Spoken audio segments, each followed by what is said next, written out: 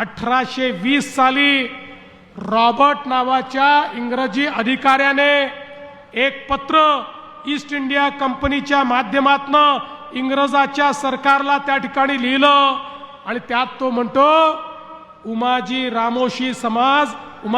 रामोशी समाज हा इंग्रजांच्या विरुद्ध तिरस्काराने पेटला असून तो कोणत्या तरी राजकीय बदलाची वाट पाहत आहे।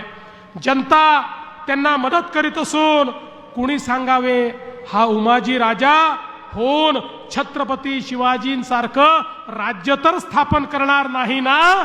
अशा प्रकारचं पत्र हे इतिहासामध्ये उपलब्ध आहे जे खऱ्या अर्थानं त्या रॉबर्टने लिहिलं होतं।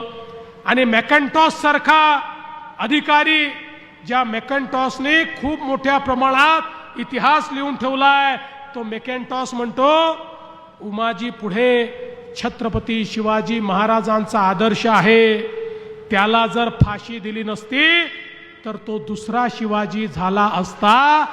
अशा प्रकारे मॅकॅन्टॉसने राजे उमाजी नाईक यांच्याबद्दल लिहून ठेवलेला आहे।